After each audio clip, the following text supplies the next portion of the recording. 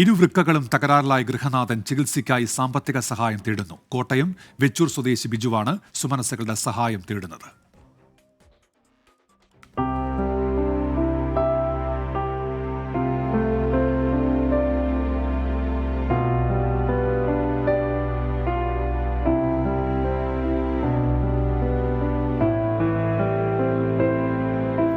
കൂലിപ്പണിക്കാരനായിരുന്നു Ambika market ഉച്ചാനത്ത് വീട്ടിൽ ബിജു.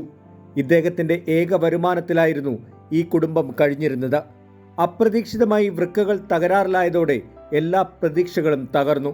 എന്നാൽ വൃക്ക മാറ്റിവെച്ച് ജീവിതത്തിലേക്ക് തിരിച്ചു വരാനാകുമെന്നാണ് ഡോക്ടർമാർ പറയുന്നത്. ഇതോടെ മറ്റൊന്നും ചിന്തിക്കാതെ ഭാര്യ ഷൈജ തൻ്റെ വൃക്ക നൽകാൻ തയ്യാറായി. എന്നാൽ ശസ്ത്രക്രിയയ്ക്കും മറ്റ് ചിലവുകൾക്കും പണമില്ലാത്തതാണ് ഇവരെ ഇപ്പോൾ വലയ്ക്കുന്നത്. ഡയാലിസിസ് ചെയ്യുന്നതിലും നല്ലത് കിഡ്നി മാറ്റിവെക്കുന്നതാണ് നല്ലതെന്നാണ് ഡോക്ടർ പറഞ്ഞേക്കുന്നത്. ഞാൻ കൊടുക്കാൻ തയ്യാറാണ്.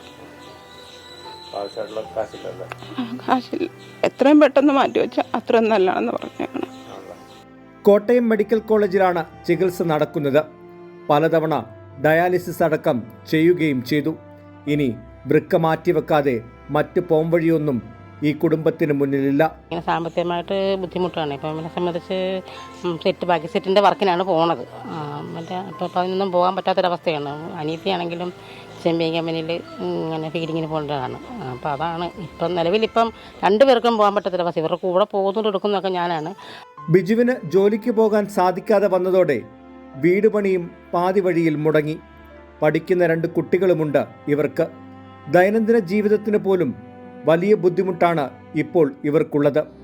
അതുകൊണ്ട് തന്നെ കരുണയുള്ളവരുടെ കൈത്താങ്ങാണ് ഈ കുടുംബത്തിന് ആവശ്യം.